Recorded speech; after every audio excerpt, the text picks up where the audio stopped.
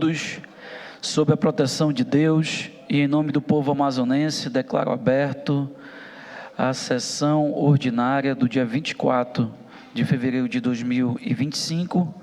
Registra a presença do deputado Abdala Frasch, deputado Adjuto Afonso, deputado delegado Péricles, deputado comandante Dan, deputado Wilker Barreto, deputada Alessandra Campelo e deputada Débora Menezes. Temos o quórum regimental para iniciar o pequeno expediente. Temos até o momento 5 oradores inscritos. Primeira oradora inscrita não se encontra em plenário. Irei para o segundo orador, deputado comandante Dan.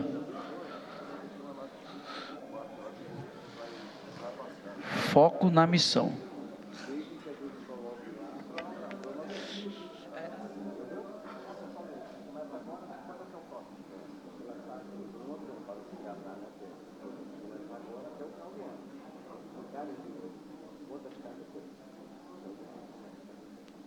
Assembleia, canal 6.26, a cabo pela Claro.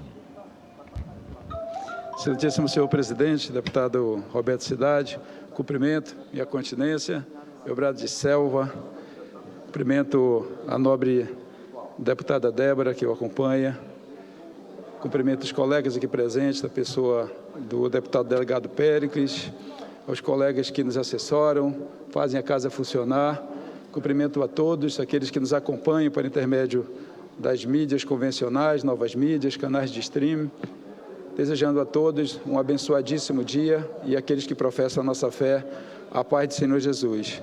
Presidente, nós estamos vindo de um final de semana bastante produtivo.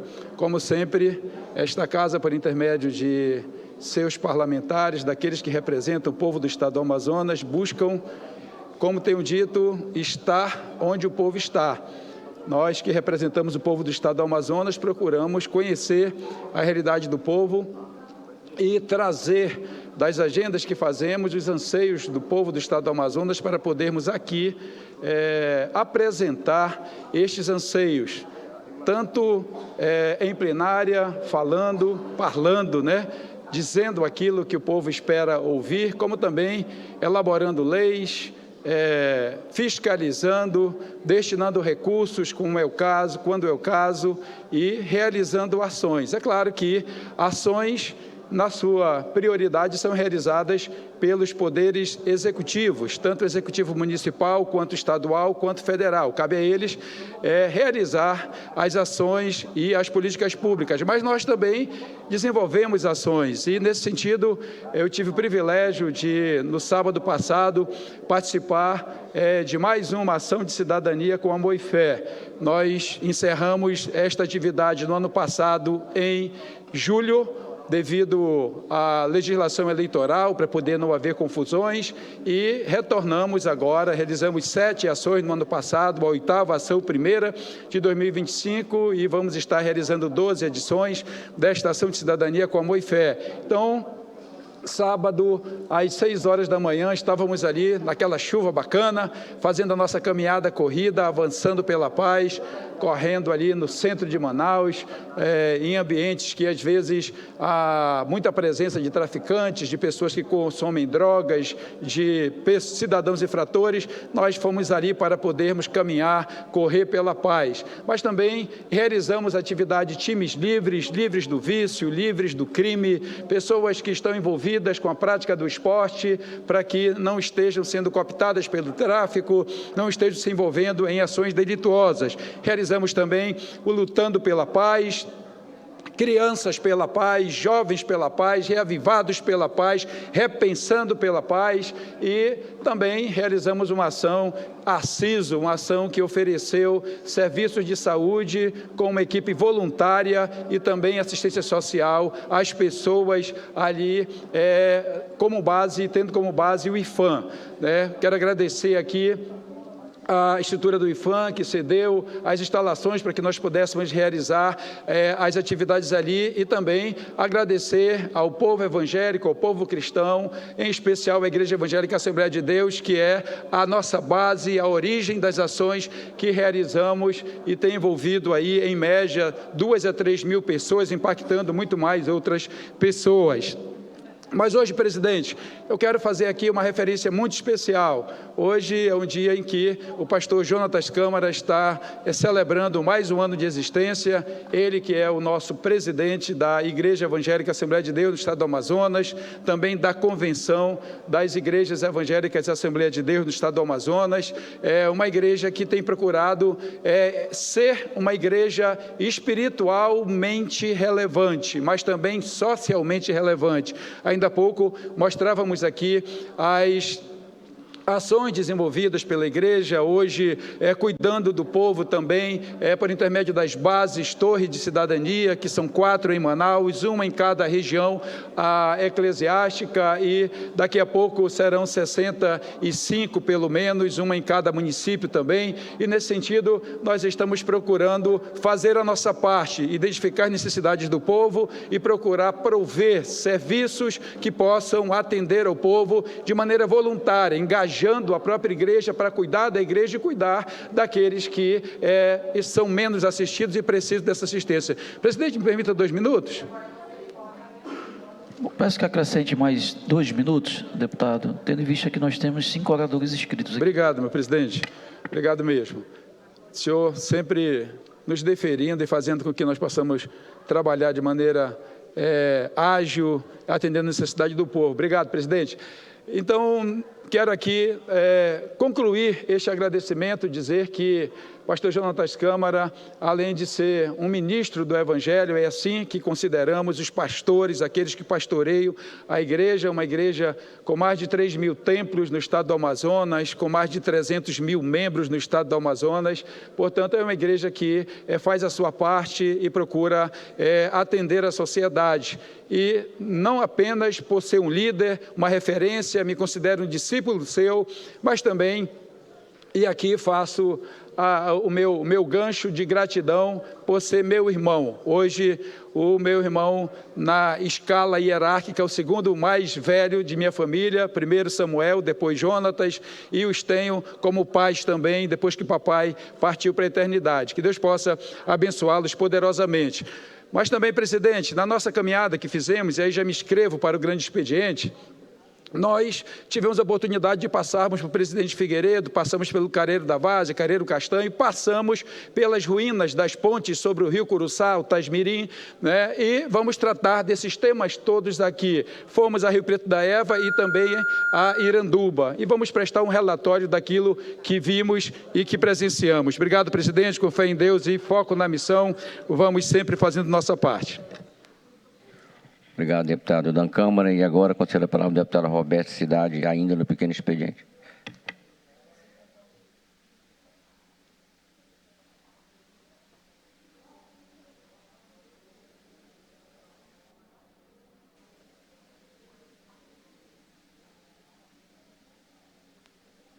TV Assembleia, canal 6.2. 6 a cabo pela Claro, uma emissora do Poder Legislativo Estadual. Meu bom dia a todos e a todas.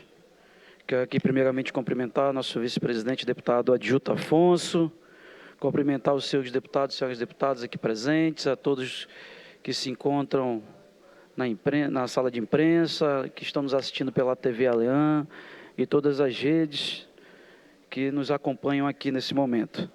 Gostaria de vir hoje falar de um tema que me deixou chocado no dia de ontem, onde lá no município de Borba, deputada Alessandra Campelo, a população ficou de uma forma muito preocupada e de forma muito chocada pelo acidente que aconteceu com uma balsa da empresa Bertolini, que vinha baixando o Rio Madeira.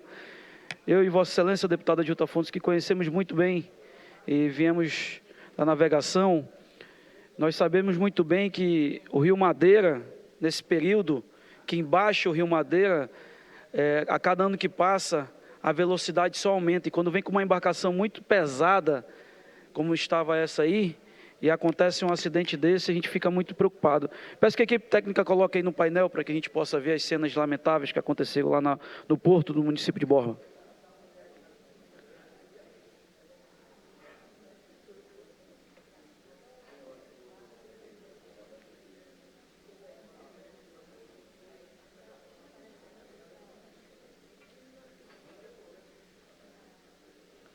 Essa aí foi a balsa da Bertolini, que passou pelo município de Borba.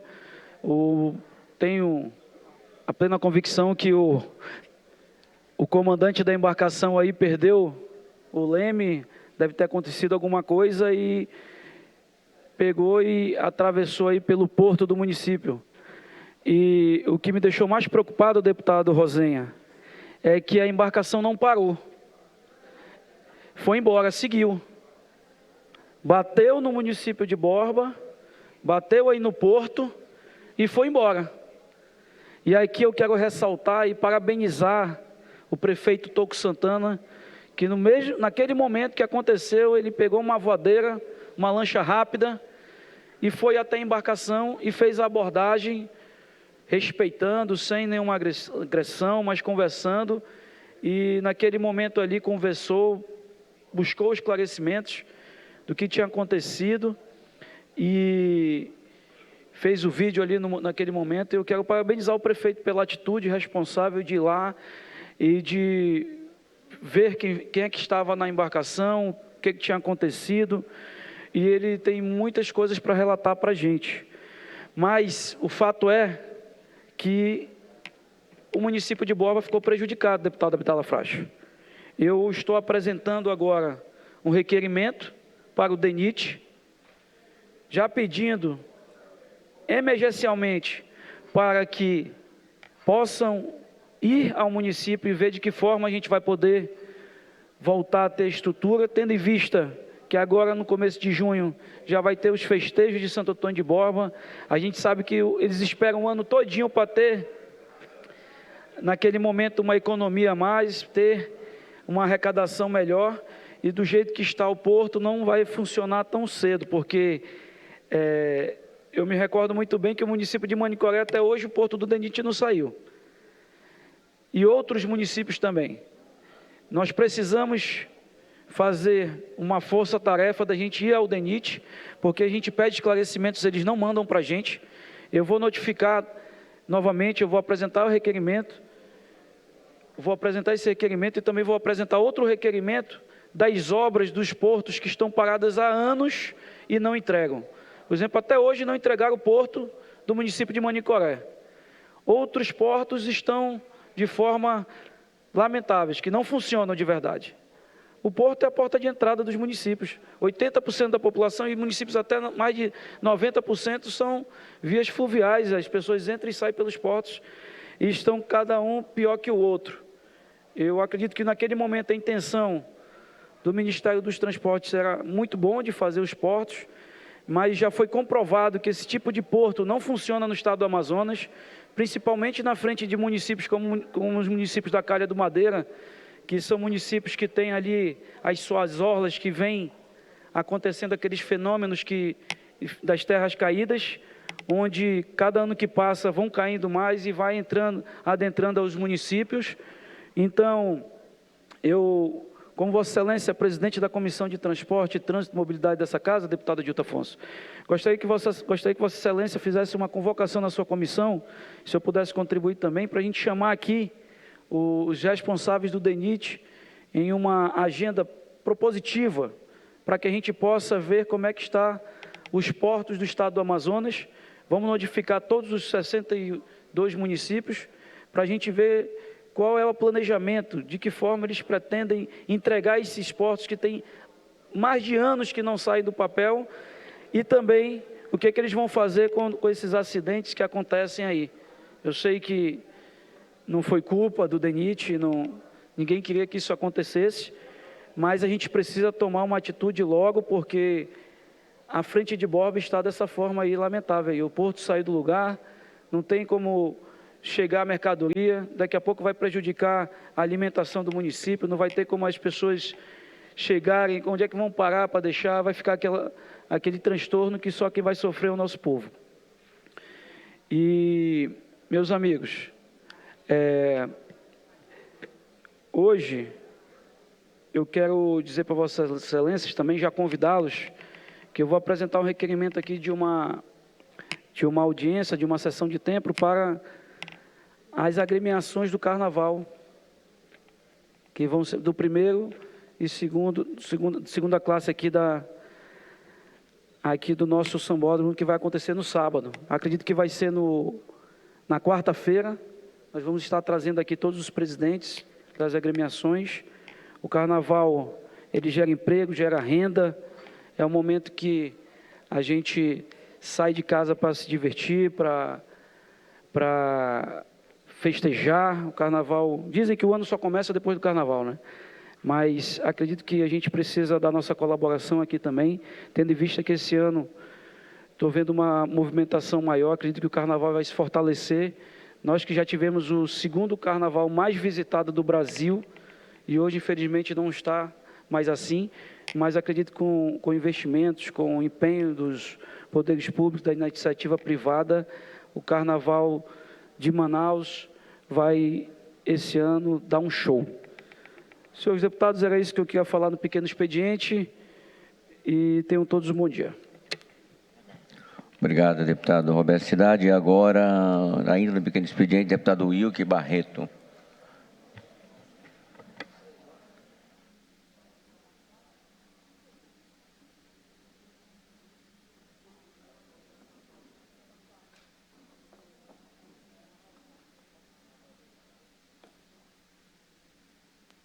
TV Assembleia, canal 6.2, 6 a cabo pela Claro, uma emissora do Poder Legislativo Estadual.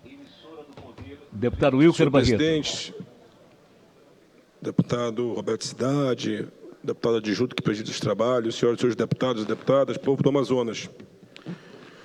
Senhor presidente, eu volto a cobrar publicamente, e aí na minha fala técnica pode colocar aí as imagens, que eu estive visitando em loco os CAICs fechados. CAICs esses que atendem de 0 a 17 anos, se não me falha a memória. Desde a pediatria, psicologia, odontologia, o serviço social. Eu gosto de trabalhar com os números, mas eu preciso que a sociedade entenda que esses números significam pessoas que estão deixando de ser atendidas. Só para ter uma ideia, deputado Pélix, o CAIC lá do Zumbi, se não me falha a memória, é o Edson, está aqui o Edson Gomes, né? Edson Melo, melhor dizendo, me corrigido aqui. Pela última informação da própria Secretaria de Estado da Saúde, atendeu 50 mil pessoas em 2022. Ele já está reformado desde janeiro do ano passado. Então, mais de 50 mil crianças deixaram de ser atendidas ano passado. Se nós somarmos 6 CAICs, olha o impacto que está influenciando hoje na vida de milhares e milhares de crianças e familiares. Parece que vão inaugurar o do Petrópolis, que já estava entregue, Pérez, desde maio do ano passado.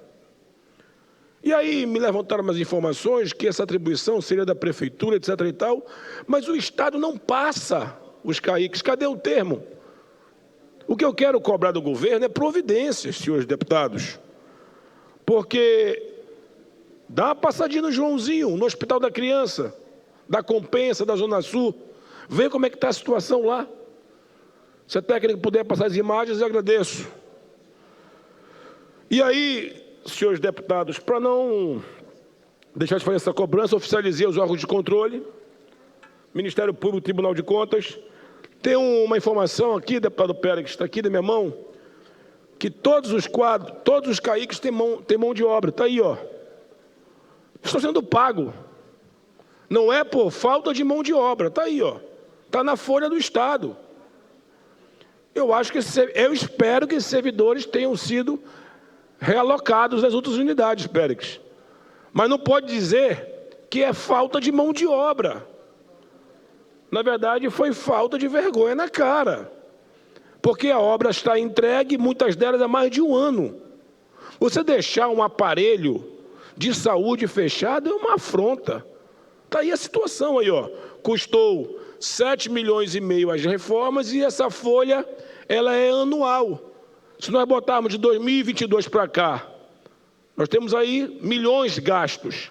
E aí eu faço mais uma cobrança, porque nós temos agora um CAIME. Para quem não sabe, CAIME atende os idosos. E o lá da colônia Oliveira Machado está fechado já há um bom tempo. A terceira idade, deputado comandante Dampo, precisa de atenção. E aí, se a técnica puder passar a imagem do CAIME, está reformado, já está até precisando de uma nova reforma, deputados. Como o desprezo pelo dinheiro público está derramando. E aí, senhores deputados e deputadas, se for da Prefeitura a atribuição, que a secretária de Saúde possa oficializar ao município. E aí possam fazer ambos os termos de cooperação. O que não pode é a senhora lá do Zumbi, deputado Cristiano, ter que ir para uma outra unidade tendo um prédio reformado na esquina da sua casa, podendo estar atendendo crianças e adolescentes. Esse desprezo para com a vida, porque quem é pai e mãe sabe, gente, para uma criança evoluir de uma gripe, uma pneumonia, é questão de 2, 3 dias. Nós encaminhamos já os ofícios. A Secretaria de Estado da Saúde sequer colocou uma nota. Mas sabe por que, deputado Cristiano D'Angelo, não colocou uma nota, prestando conta não com o deputado Wilker Barreto, para com a sociedade? É porque não tem planejamento de entrega. E isso é mais grave. Estão vivendo um dia após o outro. Presidente, me conceda um minuto, eu concluo minha fala, presidente. Seja acrescido mais um minuto no tempo do deputado Wilker Barreto. Infelizmente, o passado a gente não consegue mudar. Mas se a secretária não der um posicionamento de um cronograma de entrega desses CAICs, deputado adjunto, nós iremos ver mês a mês. Para vocês terem uma ideia, cada CAIC atende mais de 150 crianças dia. Então eu posso dizer, numa conta muito simples, vou ficar muito simples de fazer a conta, vou baixar para 100 crianças, vezes 6, nesse exato momento desse dia de hoje, 600 crianças deixarão de ser atendidas. E assim, a cada dia. Então, não é apenas números, senhores deputados e deputadas, são vidas. E não é possível que a secretária de Saúde, que se diz da área de saúde, não se compadeça de crianças a cada dia ficarem desassistidas. E ainda tem a questão do CAIME, que está sem funcionar há um bom tempo.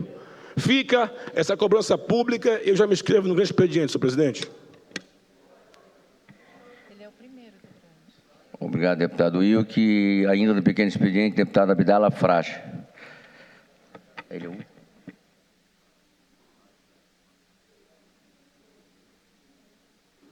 Essas quartas e quintas sessões plenárias abertas ao público. Compareça e fiscalize de perto a atuação de seu deputado. A Assembleia Legislativa do Estado é sua verdadeira ressonância popular, cuidando da nossa gente. Deputado Abdala Frache, ocupando a tribuna. No pequeno expediente desta segunda-feira.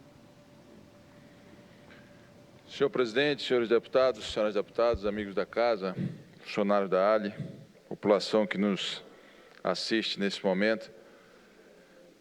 Estamos hoje aqui no nosso pronunciamento, deputado Cristiano, para repercutir o encontro que está acontecendo a partir do dia de hoje, na cidade de Bolonha, na Itália.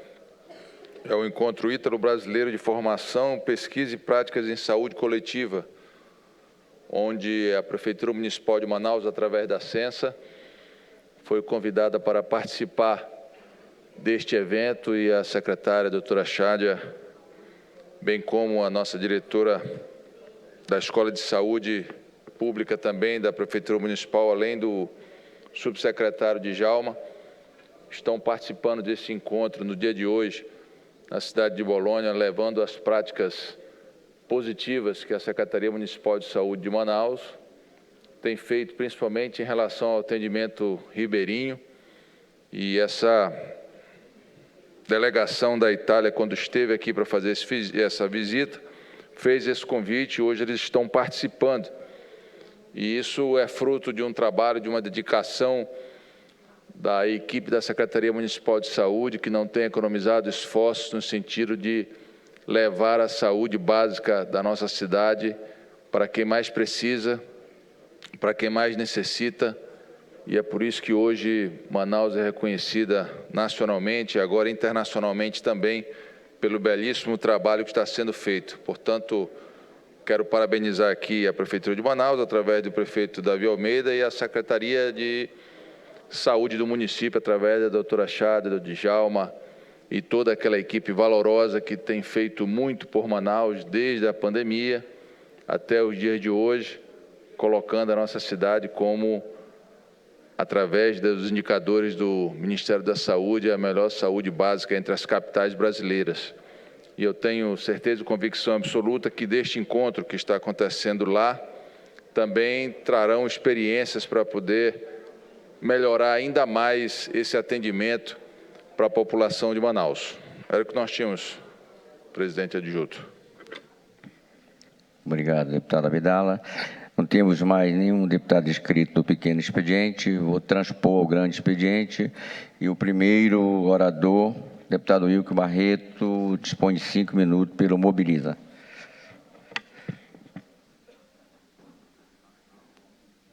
Terças, quartas e quintas, sessões plenárias abertas ao público. Comparece e fiscalize de perto a atuação de seu deputado.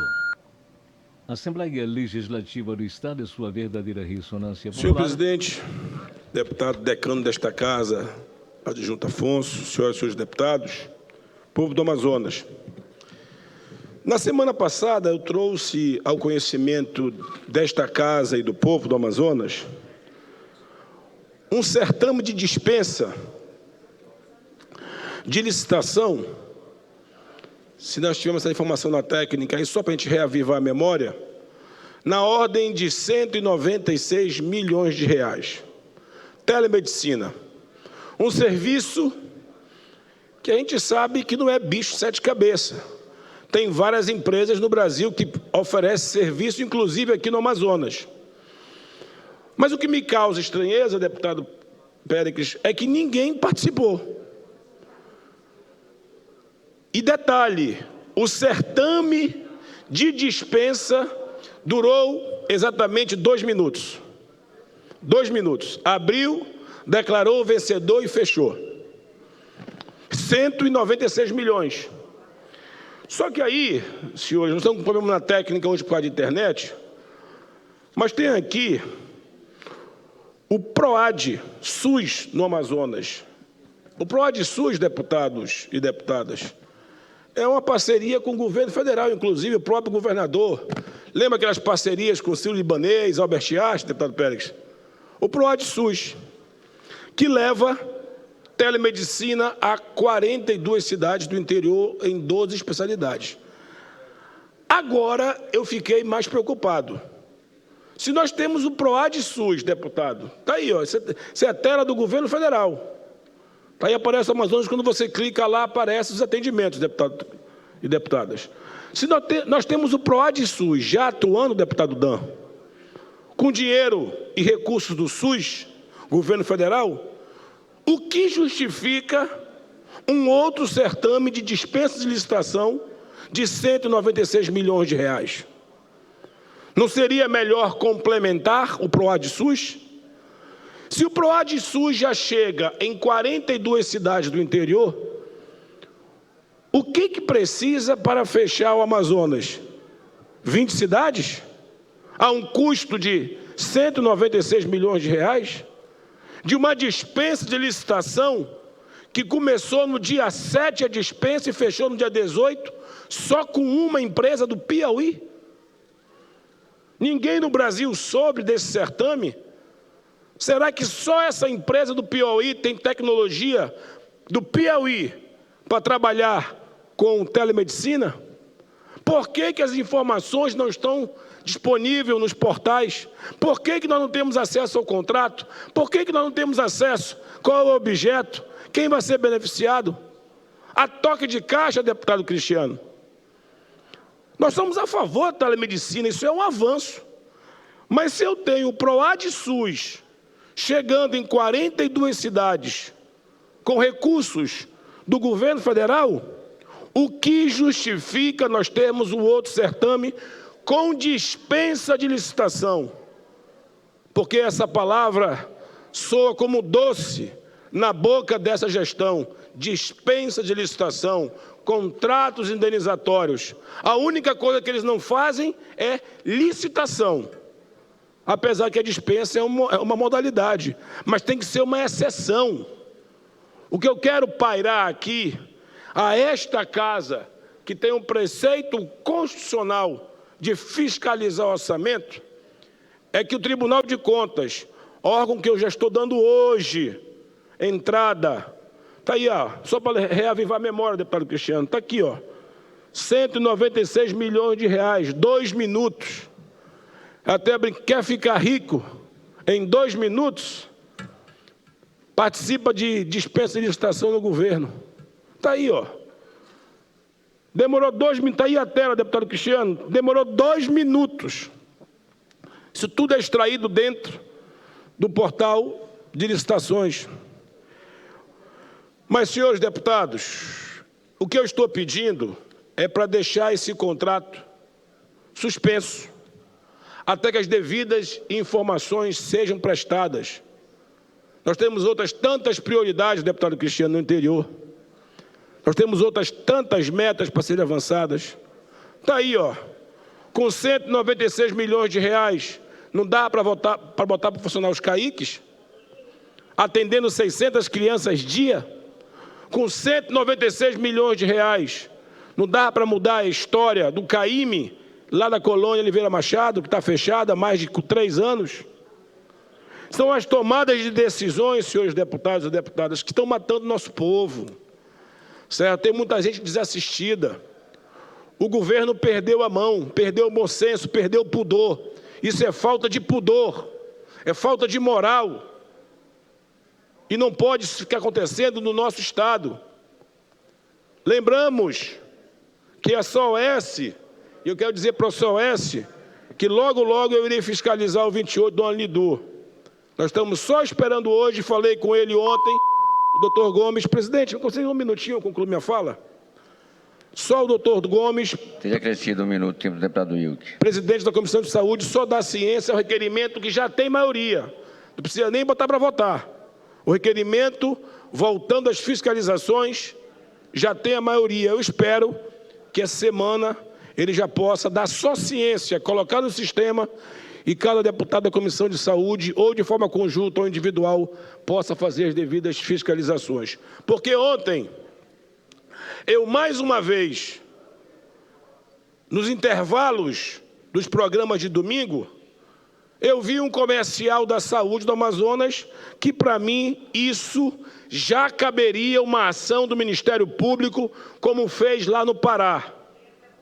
Porque isso é propaganda enganosa. O hospital que eles mostram lá não é o 28 de agosto. Aquela saúde que eles mostram na TV, nos comerciais, não reflete a saúde do Amazonas. Isso, para mim, é faltar com respeito e, que é pior, com dinheiro público que são pagos esses comerciais. Então, senhor presidente, eu já estou cobrando publicamente um posicionamento da Secretaria de Saúde, que eu já sei que não irá responder.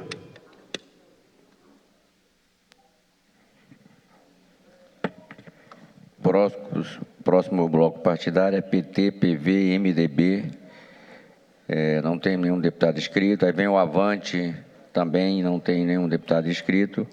PL, Republicanos, também não temos deputado inscrito. Então, o Podemos tem o deputado Dan Câmara inscrito, dispõe de 15 minutos. Deputada Alessandra, Vossa Excelência vai falar? Deputada Alessandra, Vossa Excelência vai falar? Quer que escreva? Nós estamos no grande já. Tá bom, ok. TV Assembleia, canal 6.2, 6 a cabo pela Claro. Eminente deputado Dan Câmara, ocupando a tribuna, referência em segurança pública nesta casa. Excelentíssimo senhor presidente, deputado Adilto Afonso, cumprimento novamente minha continência, meu brado de selva, cumprimento novamente os colegas aqui presentes, aqueles que estão em plenária, na pessoa da colega deputada Alessandra Campelo, colegas que nos assessoram, aqueles que fazem nossa voz, imagem, fluir por intermédio das mídias, convencionais, novas mídias, e cumprimento novamente a todos com a paz do Senhor, aqueles que professam a nossa fé, desejando um abençoado dia. Vou procurar ser rápido, porque a nossa querida colega Alessandra Campelo também fará uso da palavra. Mas, presidente, eu quero novamente ressaltar a importância deste dia em que celebramos o aniversário do pastor Jonatas Câmara. Quero ressaltar novamente o que já falei no pequeno expediente em relação à nossa caminhada, realizando a 8ª ação de cidadania com amor e fé, para podermos cumprir o nosso movimento pela cultura da paz, uma grande mobilização pela cultura da paz, caminhando e correndo pela paz, lutando pela paz, crianças pela paz, jovens pela paz, reavivados pela paz, portanto adultos, indo às escolas falando de temas que promovam a paz. Legislamos aqui buscando oferecer possibilidade de prevenção à violência. Digo sempre que correr atrás de bandido é mais caro do que prevenir a violência. Nós precisamos de uma nova política pública, de um repensar na política de segurança pública, para que nós possamos priorizar a prevenção à violência e não estarmos correndo atrás de bandido. Sou um crítico, inclusive, em relação à maneira como hoje nós realizamos o policiamento. Nós estamos embarcando as nossas tropas e, por falta de efetivo, nós não temos mais o policiamento ostensivo a pé, que é, na essência, a polícia comunitária. Aquele homem que deve estar presente no terreno, onde existem a maior aglomeração de pessoas, seja no final de semana, nas praças, nas saídas das escolas, nas saídas das igrejas, nas missas, nos cultos, enfim, onde há grande concentração de público. Ali deveria haver o agente a pé, que na essência faz a prevenção da violência. E aqui eu quero chamar a atenção em relação a um dado que é escandaloso. Quando se fala de policiamento ostensivo, polícia ostensiva se faz mediante policiamento que é identificado de relance. Se a tropa não estiver devidamente fardada, se a tropa não estiver esteticamente bem elaborada, bem posicionada no terreno, isto faz com que haja descrédito à estratégia e à política de segurança pública. É importante que nós possamos ver o homem bem fardado no terreno, mas para que ele esteja bem fardado, é necessário que haja farda. Quando nós estamos vivenciando 3 anos sem que o auxílio fardamento chegue nas mãos do policial, para que ele possa comprar a sua farda e possa estar devidamente, esteticamente bem posicionado no terreno, isto é um absurdo. Então tem alguma coisa errada que não está certo. Tem alguma coisa errada que não está certo.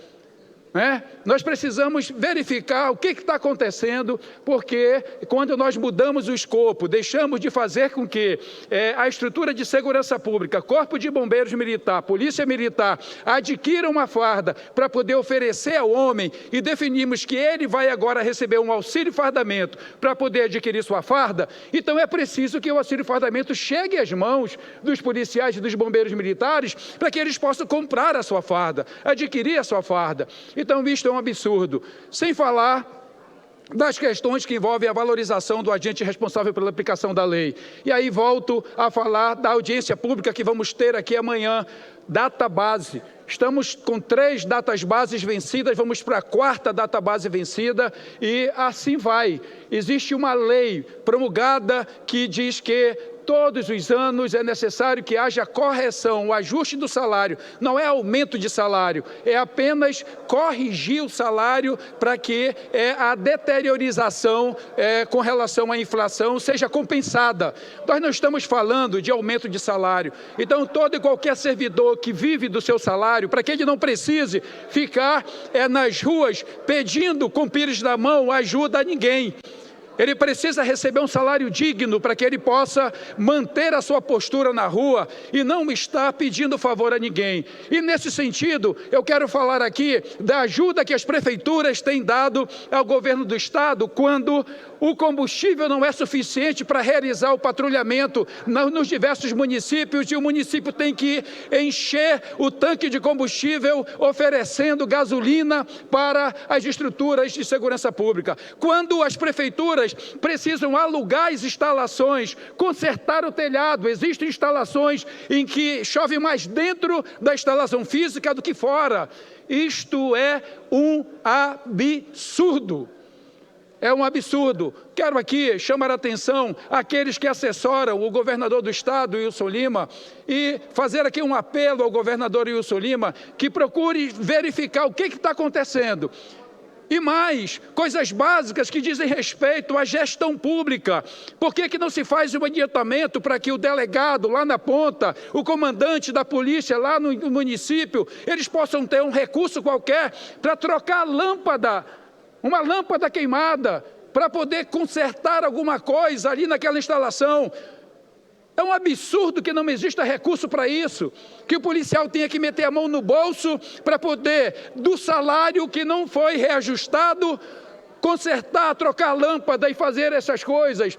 Então, como é que nós queremos uma política pública acertada de segurança pública que promova serviço digno ao cidadão, se este cidadão não é valorizado, se o seu salário não é atualizado, se ele está trabalhando debaixo de um escombro em cima de uma fossa? Isto é um absurdo. Precisa ser corrigido. Então, não há que se falar em boa política pública se o cenário é este. Isto é a falência do sistema de segurança pública. Não é uma boa política que faz com que o cidadão se sinta valorizado, com a autoestima elevada, para poder proteger a todos nós, a mim, a todos nós que estamos aqui, ao governador do estado, aos secretários, ao Poder Judiciário, ao Ministério Público, a todos, à Defensoria Pública. Então, nós precisamos verificar o que está acontecendo. Nós fazemos a nossa parte, isto é, fiscalizar.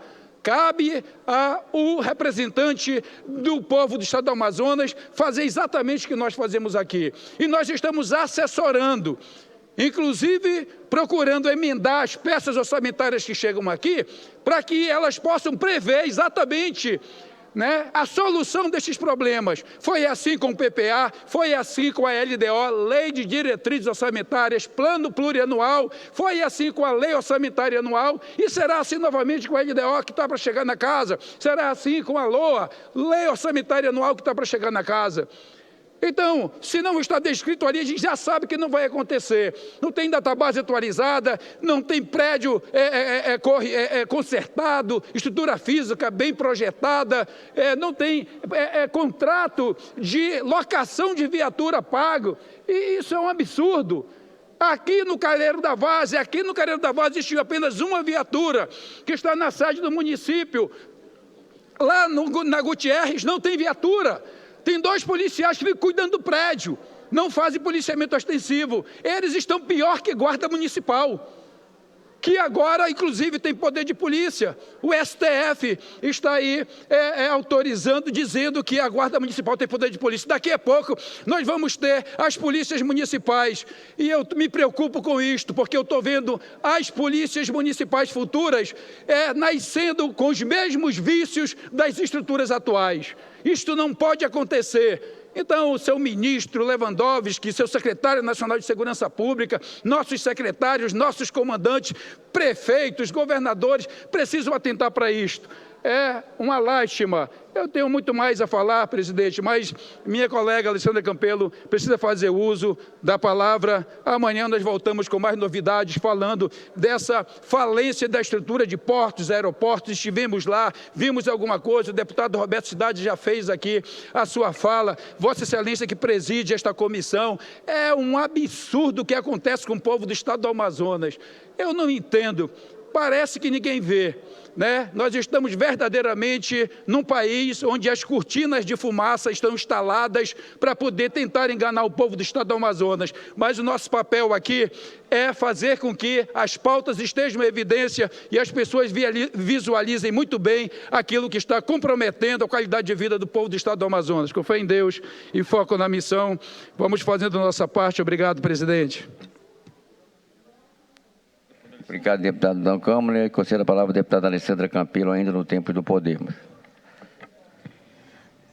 TV Assembleia, canal 6.2, Cisacabo pela Claro, uma emissora do Poder Legislativo Estadual. Ocupando a tribuna, nesta manhã de segunda-feira, 24 de fevereiro, a eminente deputada Alessandra Campelo, referência em defesa da mulher nesta casa. Deputada Alessandra Campelo.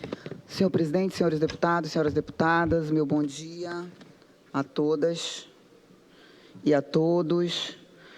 Presidente, hoje eu quero, em primeiro lugar, lembrar que há 93 anos foi instituída a lei que deu o direito às mulheres do Brasil, o direito que elas pudessem votar. Então, são 93 anos da instituição da lei do voto feminino no Brasil. E 92 anos desde a primeira eleição em que pudemos votar, que foi exatamente... a lei foi aprovada em 1932 e foi incorporada à Constituição somente em 1934, mas em 1933, quando foi eleita a Assembleia Nacional Constituinte, as mulheres já puderam votar. Era um voto facultativo ainda, né? O nosso voto só se tornou obrigatório já na década de 60, ou seja, faz cerca de 60 anos apenas que as mulheres também têm a obrigatoriedade de votar. Assim como a gente demorou muito mais para ter direito ao acesso ao ensino superior, a gente demorou muito mais para ter direito a trabalhar de forma regulamentada no mercado de trabalho.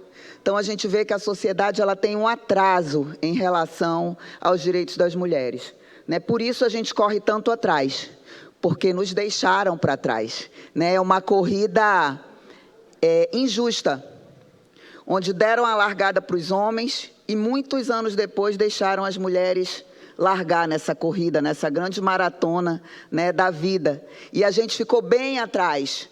Mas em várias áreas nós já alcançamos, inclusive ultrapassamos. O ensino superior é um exemplo, né? Hoje a maioria das pessoas nos bancos das universidades são mulheres. Nós podemos entrar bem depois, podemos ter esse direito bem depois. Inclusive, a época em que foi permitido em parte, porque a mulher tinha que ter autorização do marido ou dos seus pais para que ela pudesse ter acesso ao ensino. Da mesma forma, esse voto, inicialmente, era um voto que era de cabresto, que era um voto que era o marido, a família ali quem decidia, e era um voto facultativo. Hoje, nós somos 52% do eleitorado, no entanto, representamos cerca de 15% dos parlamentos. Temos poucos cargos em nível de executivo, no Senado, na Câmara dos Deputados, no Legislativo, nas prefeituras, nos governos, não é diferente, nas câmaras de vereadores ou assembleias também não, aqui na nossa Assembleia é um exemplo. Gostaria de ouvir a parte do nosso deputado que sempre defende essa pauta da mulher aqui, meu querido amigo deputado Rosenha. Agradeço muito a parte, deputada Alessandra Campelo, e hoje pela manhã eu tive a oportunidade de gravar um story em homenagem, relembrando a luta das mulheres lá em 1932. Agora, um fato interessante é que elas tiveram o direito de votar, mas não de serem votadas. Exatamente. Ou seja, na verdade, os homens, naquele momento, fizeram uma ação em causa própria. Totalmente. Advogaram em causa própria, porque precisavam aumentar a base eleitoral para ter mais cabresto e dizer, vamos incluir as mulheres, né? Porque as mulheres naquele momento eram, digamos assim, tuteladas pelos maridos, então aumentou-se a base eleitoral dos grandes caciques, dos grandes latifundiários políticos do Brasil. O problema ainda persiste até hoje, né? Hoje as chapas tem a obrigatoriedade de 30% de candidatas mulheres, o que é uma injustiça. O que seria justo seria efetivamente que os parlamentos tivessem a obrigação de terem 30% dos seus assentos, no mínimo, para as mulheres, porque elas são maioria no país.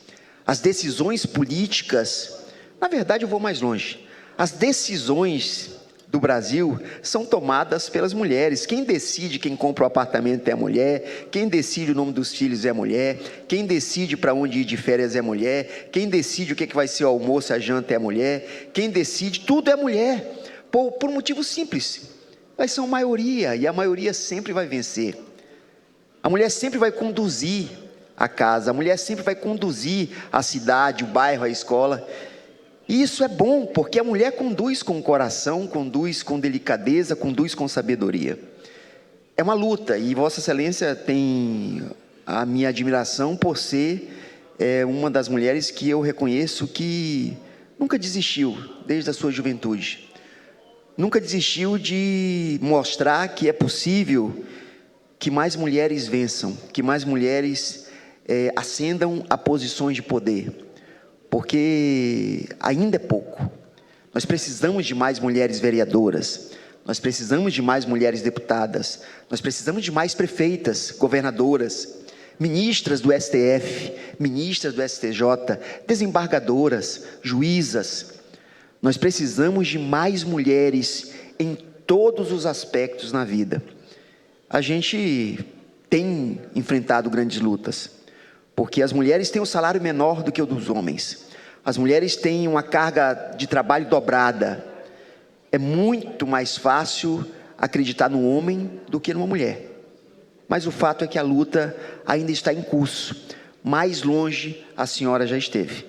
Eu acho que com mais Alessandras Campelos, com mais Joanas Dark, com mais Déboras Menezes, com mais Mayra Dias, com mais Maiaras, a gente vai conseguir avançar, né? Eu acredito muito que a política do Brasil, eu acredito muito que as decisões de poder dessa nação serão melhoradas se as mulheres forem incluídas. Mas a luta é grande. Parabéns por lembrar de um dia tão importante para a história dessa nação. Obrigada, deputado Rosenha. Presidente, eu sempre tiro uma brincadeira com o deputado Rosenha, que eu digo que quando eu não for mais deputada, eu já vou me aposentar, né, agora como servidora pública, mas quando eu não for mais também parlamentar, eu digo que eu quero trabalhar na empresa dele. Na empresa dele, a maioria dos executivos são executivas, são mulheres, e elas ganham tanto quanto os homens, lá não tem essa diferenciação. Na verdade, eu acho que elas ganham mais, e a maioria das pessoas que trabalham lá são funcionárias, são mulheres. A Sapatinho de Luxo, que é a empresa, né, do deputado Rosenha, um grande exemplo de empreendedorismo no nosso país, que hoje faz sucesso até em outros países. Eu acho que se deve também ao fato dele acreditar nas mulheres. A mulher é o público dele, né, o público-alvo, as clientes dele são mulheres, mas a força de trabalho da empresa dele é formada por competentíssimas mulheres, em todos os níveis lá de direção. E eu sempre digo, Rosenha, quando eu não for mais deputada, eu quero ser executiva, trabalhar lá na tua empresa também, sempre falo isso.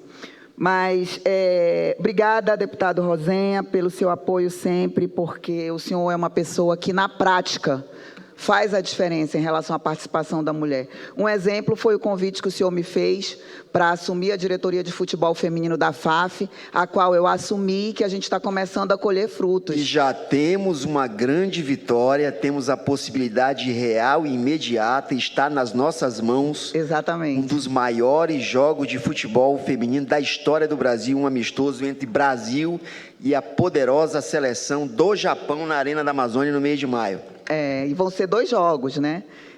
O amistoso, e as 2 seleções deverão ficar vários dias aqui no Amazonas. Então, os olhos da imprensa esportiva mundial estarão aqui, porque são 2 seleções fortíssimas, 2 das melhores do mundo, a seleção brasileira de futebol feminino e a seleção japonesa de futebol feminino, que estarão aqui. Então, isso atrai negócios, isso atrai os olhos do mundo para a Amazônia, isso atrai turismo, promove o nosso estado, e eu tenho certeza que esse investimento no futebol feminino vai dar muito mais frutos. Senhor presidente, eu gostaria de pedir que o senhor pudesse acrescentar 5 minutos do meu tempo de liderança, de comunicar, da nossa liderança, né, do partido. Seja acrescido 5 minutos, deputado da para que eu possa concluir. Comunicar de liderança. Bem, então, para concluir essa fala da participação feminina, quero só lembrar que a Procuradoria da Mulher tem trabalhado de várias formas, a Assembleia Legislativa, com apoio, com o olhar que a gente tem sábio do nosso presidente Roberto Cidade, a gente tem trabalhado de várias formas para ampliar a participação das mulheres na política para muito além do voto. Nós temos trabalhado capacitando vereadoras do interior do Estado, criando novas procuradorias da mulher, dando oportunidade, concursos profissionalizantes, de empreendedorismo, formas que libertem a mulher da dependência econômica dos homens, para que elas possam sair de relacionamentos abusivos, para que elas possam crescer profissionalmente, também como ser humano, e poderem estar em todos os espaços, inclusive aqui na política. Bem, senhor presidente, dito isto, eu queria falar que esse fim de semana, como todos os outros, infelizmente, foi de muita violência contra a mulher, violência sexual, violência física, violência doméstica, violência psicológica.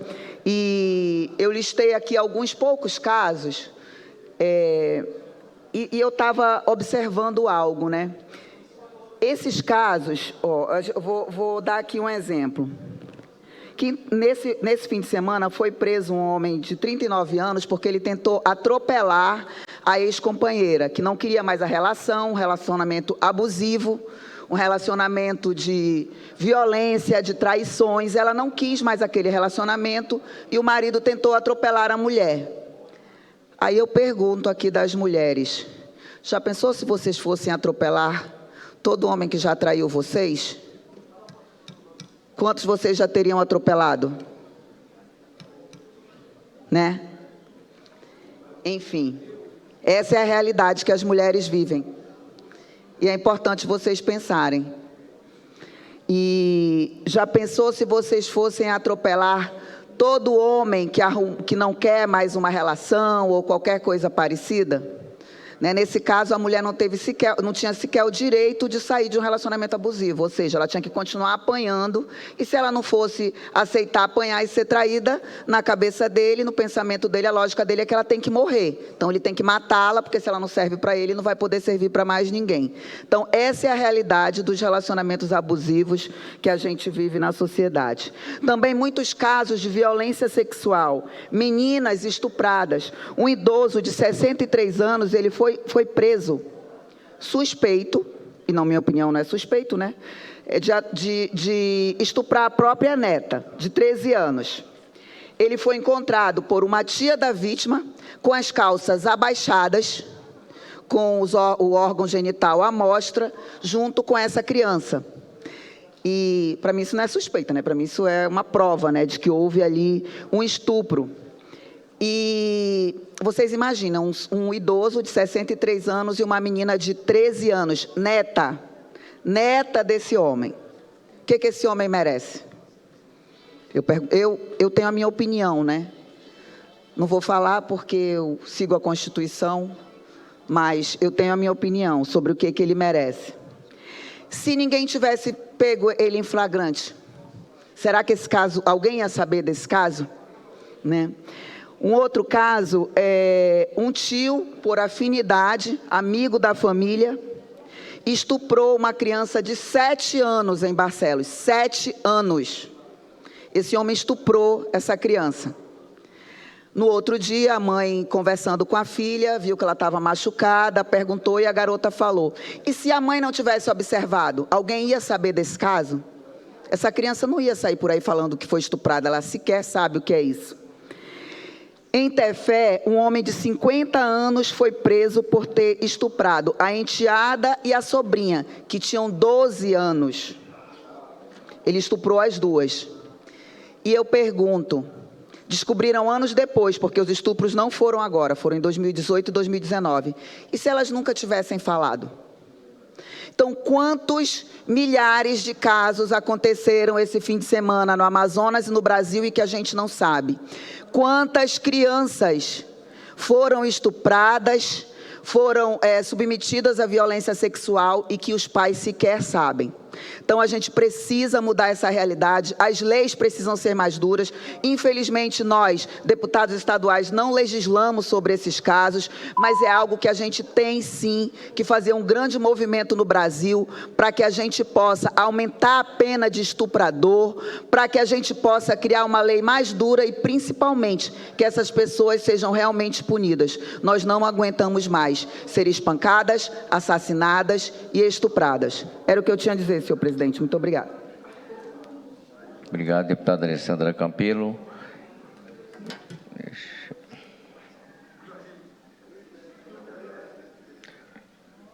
Consulto os demais blocos partidários, PMB, deputado Rosenha, PRD, deputado Felipe Souza, e União Brasil. Consulto se algum deputado Felipe Souza, já chegar a sua vez. Então, esses extintos. Agora, eu concedo a palavra ao deputado João Luiz, pelo tempo do PL Republicano.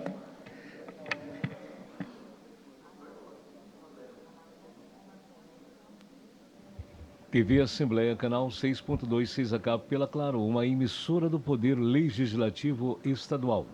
Hoje, às 7h30 da noite, pela sua 106.9, tem Plenário em Foco, o dia a dia do seu Poder Legislativo. Às sextas, Semana Leal. Obrigado, presidente Adjunto Afonso, amigos, colegas, imprensa. Na última sexta-feira, a FENAPRED, que é uma frente parlamentar de cuidado e prevenção à depressão, suicídio e drogas, realizamos em São José, lá na Zona Leste, várias ações de palestras, de orientação para a população, falando sobre o perigo dos jogos para a saúde mental. Nós temos visto muitas pessoas tendo problemas gravíssimos devido aos jogos, principalmente os jogos eletrônicos, atingindo as crianças, atingindo os adolescentes, atingindo os adultos, fazendo pessoas que outrora tinham tudo, perdendo tudo. Pessoas, nós vimos uma barbárie dias atrás de um filho quase matar sua mãe porque a mãe não deu o dinheiro para que ele pudesse apostar nos jogos eletrônicos. E isso tem feito com que a saúde mental das pessoas sejam gravemente atingida por causa do descontrole que está acontecendo. Então, nós, através da FENAPRED, realizamos com os psicólogos, assistentes sociais, vários profissionais da área, esta palestra dentro da Zona Leste, para poder orientar a população, orientar os idosos, orientar os jovens, orientar as pessoas contra esse mal do século que tem atingido muitas pessoas. E pessoas essas que estão entrando em depressão, pessoas essas que estão perdendo sua família, perdendo a sua estrutura, tanto familiar quanto emocional, e a estrutura também econômica, porque pessoas que durante anos lutaram para construir um patrimônio e ver esse patrimônio se diluir da noite para o dia devido aos jogos eletrônicos. Então, essas orientações que a FENAPRED vai estar visitando vários bairros.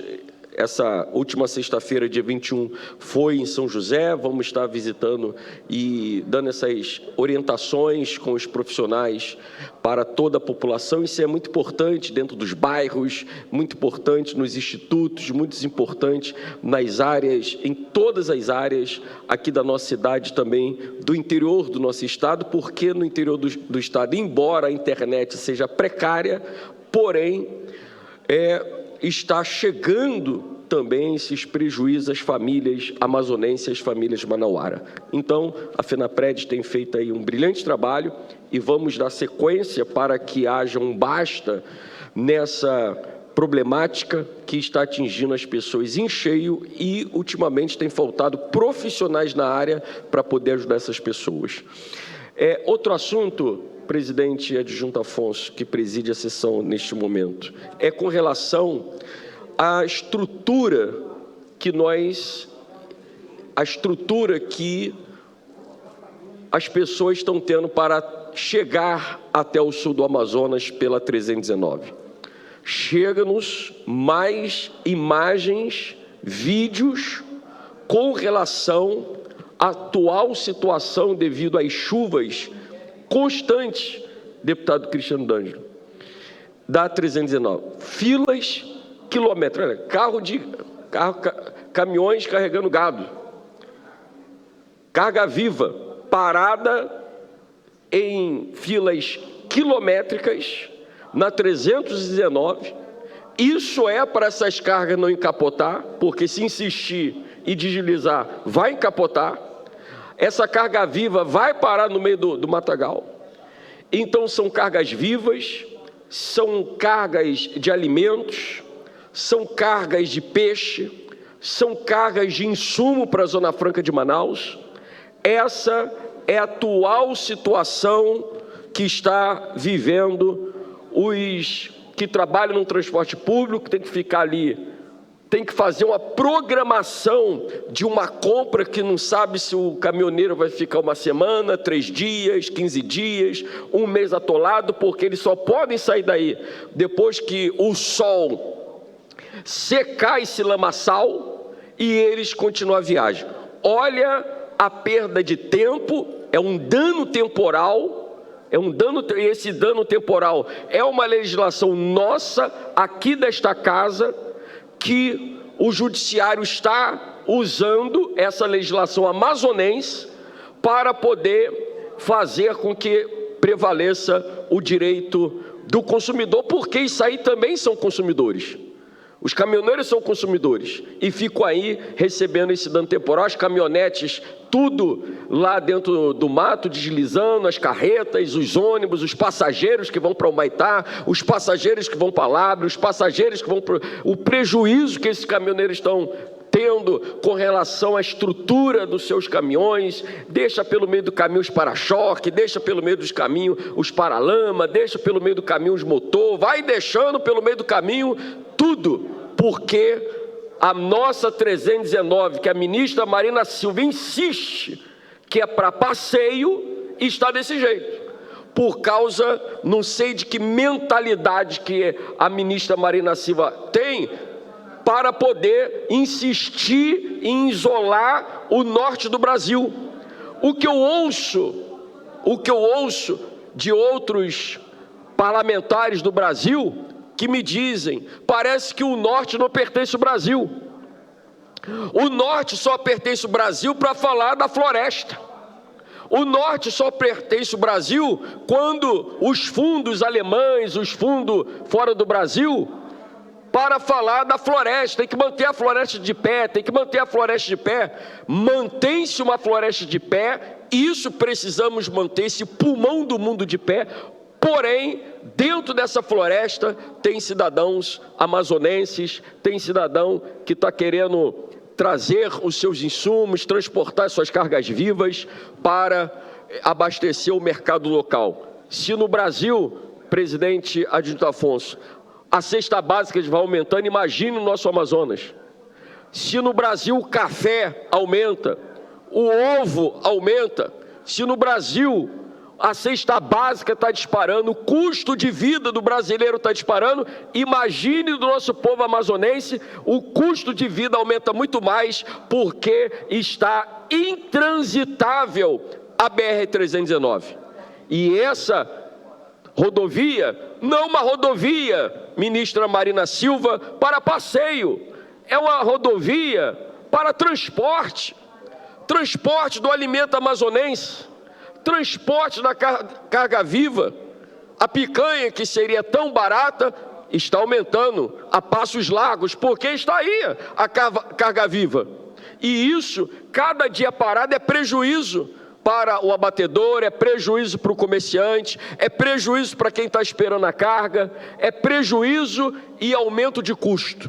E como que você não quer que a inflação venha subir com esse tratamento que o povo nortista e amazonense está tendo? Como evitar o aumento da inflação? Se passa por isso. O custo amazônico aumenta a cada dia mais. Se o Amazonas fica isolado porque tem uma 319 intrafegável, Roraima também fica isolado. Os estados do norte ficam isolados. E aí nós estamos recebendo esses vídeos dos nossos irmãos que estão lá no atoleiro da 319, esperando o sol, Deus iluminar para que as nuvens possam ser evacuado e o sol para secar esse lamaçal para que as carretas possam prosseguir o seu caminho. Então, essa situação, pedimos a sensibilidade. Eu acredito que o presidente Lula poderia fazer, deputado Cristiano, uma reforma ministerial, começando pelo ministro do Meio Ambiente, uma vez que ele já falou que devido o Amapá, lá o Foz do Amazonas, o IBAMA está naquele lenga-lenga para liberar a licença, na 319 já não é lenga-lenga, é uma verdadeira história de filme, história que se arrasta há muitos e muitos anos. E é por isso que nós aqui da tribuna da Assembleia, essa casa, os deputados, está todos eles unidos, nosso presidente Roberto Cidade, todos unidos aqui para poder então ter essa via, presidente Roberto Cidade, o senhor que tem sido uma pessoa também que tem gritado, deputado Rosenha, deputado Cristiano Dano, os deputados dessa casa que têm feito aí o grito, trabalho, enviado documentos, DENIT, falado, mostrado, mas é como vovó dizia, água mole, pedra dura, tanto bate até que fura. E nós acreditamos, como diz o ditado, a esperança é a última que morre, e nós temos esperança. O povo amazonense, ele é um povo esperançoso, e essa esperança de ver essa rodovia repavimentada, nós não vamos deixar esse sonho se acabar. Presidente Roberto Cidade. Concedo a parte, deputado. Deputado João Luiz, Vossa Excelência tem feito um grande trabalho em defesa da BR-319. Assim também como o deputado Rosenha, deputado comandante Dan, nosso presidente da Comissão de Transporte, que assumiu recentemente também, deputado que preside essa sessão, Adjunto Afonso. É importante a gente trazer esse debate todos os dias, porque falar da BR-319 é falar da salvação da nossa logística, falar de BR-319 é trazer mais desenvolvimento para o sul do Amazonas, é ver o município de Manicoré prosperar, é ver o município de Humaitá prosperar, é ver aquelas comunidades próximas ali se desenvolverem, é ver o nosso povo da calha do sul do Amazonas, da calha do Rio Madeira, ter alternativas econômicas e, principalmente, tirar o Amazonas e também o nosso estado vizinho do isolamento. O Amazonas precisa ter a BR-319. Recentemente, o governo federal disse que a partir de abril vai começar o processo licitatório. Uma obra dessa não se conclui em menos de 5 anos. Eu torço para que seja mais rápido, mas nós precisamos dar o primeiro passo. Não é uma obra barata, precisa de recursos federais. O governo do estado também tem que dar a sua contrapartida e fazer tudo o que for possível, mas hoje ela está travada, principalmente pela caneta de uma pessoa que já veio no estado do Amazonas, que sabe da nossa realidade, que é uma ministra que tem meu respeito, mas nesse tema não tem o meu apoio, tem o meu repúdio. Tem um caboclo amazonense que nasceu em Manaus, mas venho de família do sul do Amazonas. Meu pai e minha família nasceram em Manicoré, meus tios, meus avós, e nós sonhamos com a BR-319? Porque a BR-319, ela é extremamente importante. Acredito que seja a principal pauta da bancada federal, dos senadores, dos deputados federais, para que a gente possa tirar o nosso estado da situação que está. Sofremos com a pandemia, nós sofremos todos os dias. O produto aqui é mais caro por causa que a logística é mais cara para o Amazonas. Para vir para o estado do Amazonas, só pode vir de avião. E de vir lá do sul é 4 horas de avião, ninguém quer vir. Quando você está lá em São Paulo, Brasília, todos os trechos ali é 1 hora, 1h30. Vir para o estado do Amazonas é um desafio. E muitas pessoas querem conhecer, mas não vêm, por também não terem oportunidade de vir de forma rodoviária, vir pela nossa estrada.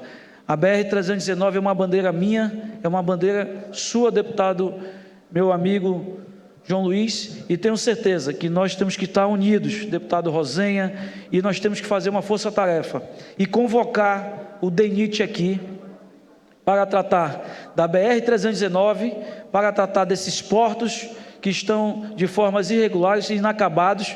Lá no município de Borba, vai precisar ter uma manutenção, e eu creio que o DENIT já vai logo lá ver como é que está a situação e colocar logo para funcionar, porque vai vir agora o mês de junho e nós vamos precisar ter o porto ali pronto para operar para o festejo de Santo Antônio de Borba, que é o momento que gera economia, gera renda ali para o município. O prefeito Lúcio Flávio está aqui na casa. Ontem mesmo, no sábado, nós estávamos conversando e o DENIT fala que vai começar a obra do porto de Manicoré e não começa. Começou a construção em um local errado, falta de planejamento e o projeto errado. Disse que ia começar e não começa. É uma obra cara que, infelizmente, a prefeitura não tem recurso para isso. Nós precisamos ter o apoio do governo federal e o DENIT tem que fazer sua parte. E nós precisamos fazer uma audiência pública, nós temos que trazê-los aqui e debater de forma democrática, e eles precisam dar informações para essa casa que nós somos cobrados, quando é que vai sair a BR-319, quando é que as pontes vão estar funcionando, quando é que as pontes ali da BR-319 do Careiro, do Curuçá, aquelas pontes ali vão estar funcionando, e quando é que eles vão colocar para funcionar os portos do estado do Amazonas. Muito obrigado, acolho pela sua parte, deputado João Luiz. Obrigado, presidente Roberto Cidade. Parabéns também por ser essa grande voz aqui na casa com relação à defesa do povo do Amazonas, do norte do Brasil, em prol da 319. A parte, deputado Rosenha. O que me deixa extremamente incomodado, deputado João, é que a ponte que caiu na fronteira dos estados do Maranhão e do Tocantins, em menos de 30 dias foi licitada ao custo total de quase R$1 bilhão. As obras já estão a todo vapor. As nossas 2 pontes, que caíram há mais de 2 anos, as obras caminham a passos de tartaruga, apesar, diga-se de passagem, de se tratar de um contrato feito de forma emergencial, o que pelo próprio nome já responde. Emergencial é uma coisa que tem que ser feito com a maior brevidade possível. Não dá para entender o descaso que o Ministério do Meio Ambiente trata a BR-319. Nós entendemos que naquela região nós temos que ter uma consciência ambiental muito maior. Nós entendemos que temos que preservar os direitos de povos originários que ali vivem há milênios. Mas a gente entende também, eu gostaria de mais um pouquinho de tempo, senhor presidente, se posso ser acrescido mais 5 minutos ao tempo do deputado João Luiz, para que o deputado continue fazendo seus apartes. Tem que ser no meu tempo, porque... mas tudo bem. Tanto faz. Nós entendemos também que o projeto do DENIT, o grupo de trabalho que foi instaurado, e gerou um relatório extremamente bom, nós vamos ter uma rodovia que é, sem dúvida alguma, a rodovia mais ambientalmente correta e sustentável do Brasil, quiçá do mundo, com inúmeras passagens aéreas e subterrâneas para todos os tipos de animais. Nós vamos ter uma metodologia de trabalho dos mecanismos de controle, ou seja, Polícia Rodoviária Federal, ICMBio, IBAMA, totalmente diferente. Nós vamos ter uma política totalmente diferente para essa rodovia. O custo é altíssimo, é 2 bilhões, mas o povo da Amazônia Ocidental merece, porque são décadas de descaso. Infelizmente, eu vejo boa vontade por parte do DENIT, eu vejo boa vontade por parte do presidente Lula, eu vejo boa vontade principalmente pelos nossos senadores que lutam tanto, diga-se de passagem, o senador Omar Aziz, o senador Eduardo Braga e também o senador Plínio Valério. A bancada federal, mesmo pequena, é ativa, né, em defesa da repavimentação, da reconstrução definitiva da 319. Nessa casa nós temos vozes contundentes, dentre elas a sua, em defesa dessa reconstrução, só que nós temos uma caneta que eu não entendo, como disse o deputado Roberto Cidade, eu não entendo por que pesa tanto essa caneta. Eu não entendo como uma amazônida, como uma pessoa que morou aqui em Manaus, uma pessoa que teve a sua vida construída na Amazônia, sabe que a redenção logística do povo do Amazonas passa por essa rodovia. Sabe por que essa balsa atropelou o Porto de Borba esse fim de semana? Porque o calado do Rio Madeira mudou. Porque o prático da balsa errou? Não. É porque o calado mudou. Nós temos necessidade de termos uma opção logística, sobretudo nesse momento em que o potássio, que 97% do potássio consumido na agricultura do país é importado, nós vamos ter uma produção ativa lá em Altazes, um investimento que trará uma receita de 10 bilhões de reais. Altazes vai sair definitivamente do status quo de uma cidade comum e vai passar a ser um berço de prosperidade. Mas a gente precisa de uma logística, a gente precisa ter uma opção, sobretudo que as mudanças climáticas todos os anos vão ser mais perenes. Nós temos que nos acostumar com secas torrenciais e com cheias colossais. Mas a ministra Marina Silva teima em achar que o povo dela, porque ela é amazônida, ela é da Amazônia Ocidental, é um povo de segunda categoria, porque ir contra uma rodovia que só vai fazer o bem ao povo tradicional da Amazônia é ir contra o seu próprio povo. Eu quero mais uma vez lhe parabenizar por ser uma voz que não se cala, por ser uma pessoa que entende profundamente a necessidade do homem do Amazonas que ali reside, sobretudo no sul do Amazonas, e juntos, a gente se irmanando, com toda certeza, a gente vai conseguir. Já passou da hora, mas já passou da hora há décadas, já passou do tempo há muito tempo. A BR-319 tem que deixar de ser uma falácia, tem que deixar de ser um discurso político e passar a ser uma realidade. Muito obrigado pela parte. Obrigado, deputado Rosenha. Acolho na íntegra a sua fala, a sua parte. Presidente, caminhando para o fim, essa união de todos, deixando de lado, deputado Rosenha, as bandeiras partidárias, porque a principal bandeira aqui, no momento, é a bandeira do povo do Amazonas, é a bandeira do norte do Brasil. Isso é muito importante, por isso que os senadores Eduardo Braga, senador Omar Aziz, senador Plínio Valério, a bancada federal de deputados federais, os deputados estaduais aqui, nosso presidente Roberto Cidade, todos irmanados, juntos e unidos por um só objetivo,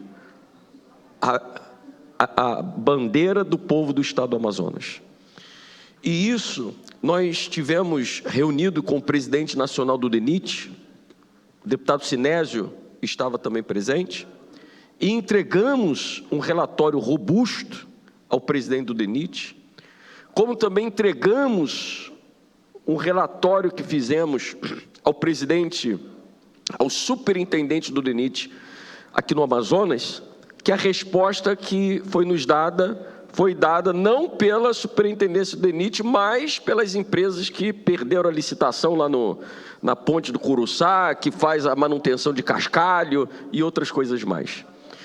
O presidente do DENIT, quando estivemos em Brasília, toda boa vontade e pude perceber o ânimo, é um servidor de carreira do DENIT, entende da situação da 319, já fez vários estudos, mas ele precisa de ajuda, porque toda hora, presidente adjunto Afonso, deputado Rosenha, estão pedindo novas audiências públicas.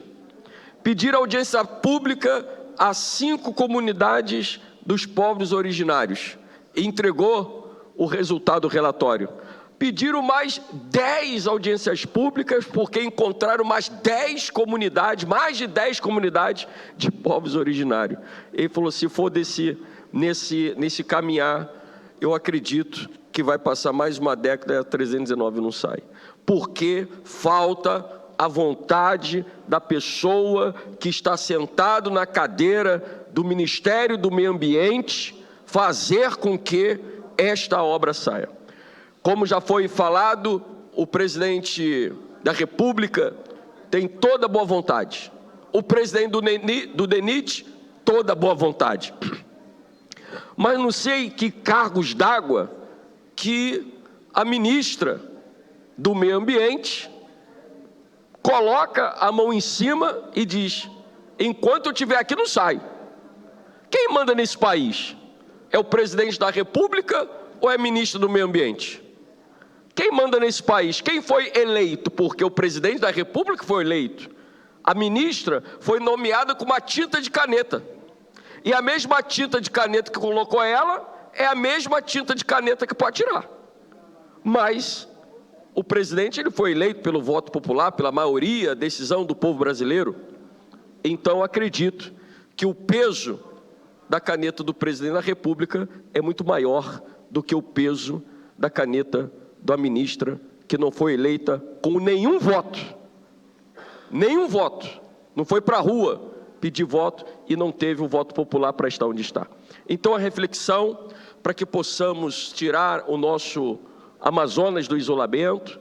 Conversamos muito com os parlamentares de Roraima, também é o mesmo desejo. Parlamentares de Rondônia, também é o mesmo desejo. Parlamentares do Amapá estão enfrentando também, o povo amapaense está enfrentando a mesma situação, porque lá tem algo para libertar o estado do Amapá de uma escassez, e tudo fica preso, em nome do meio ambiente. Mas será que é mesmo em nome da sustentabilidade? E eu falei recente em Brasília, deputado Dr. Gomes, que ninguém melhor para preservar o Amazonas e o bioma amazônico do que o povo que mora nele, do que o agricultor que mora lá nele, do que as pessoas que estão no município, que mora no pé das árvores. Eles sabem como manter a floresta de pé e a floresta sustentável. Então fica aqui toda a nossa unidade, união dos nossos colegas parlamentares, para que possamos juntos debater esse tema, não deixar cair no esquecimento. Precisamos falar todos os dias, como vovó dizia, água mole, pedra dura, tanto bate até que fura. E eu acredito que a esperança, como diz o ditado, é a última que morre. E eu tenho esperança ainda de esses caminhoneiros com cargas vivas, dos ônibus que transportam os passageiros, dos motociclistas, dos carros, o ônibus parado ali da Matur, esperando o sol chegar. Imagine os passageiros dentro dos ônibus esperando o sol chegar para sair desse atoleiro. Então, eu tenho a esperança de ver a 319 asfaltada, para que os nossos irmãos caminhoneiros não precisem ficar semana e semana atolados, esperando o sol, para que o barro, a lama venha secar e eles possam continuar a sua viagem. Muito obrigado, presidente. Obrigado, deputado João Luiz. Não temos nenhum bloco partidário inscrito. Transponho a ordem do dia, dou a pauta como lida, encaminho as propostas de hoje, requerimentos 14, serão encaminhados ao destinatário, projeto de lei 18, que também vão para as comissões técnicas para receber parecer. Quero convidar os senhores deputados para a reunião de amanhã, no horário regimental, e convidar também para, em seguida, teremos uma sessão especial em homenagem ao Dia do Confeiteiro, de autoria do deputado Mário César Filho. Está encerrada a presente sessão e, em seguida, abriremos a sessão especial.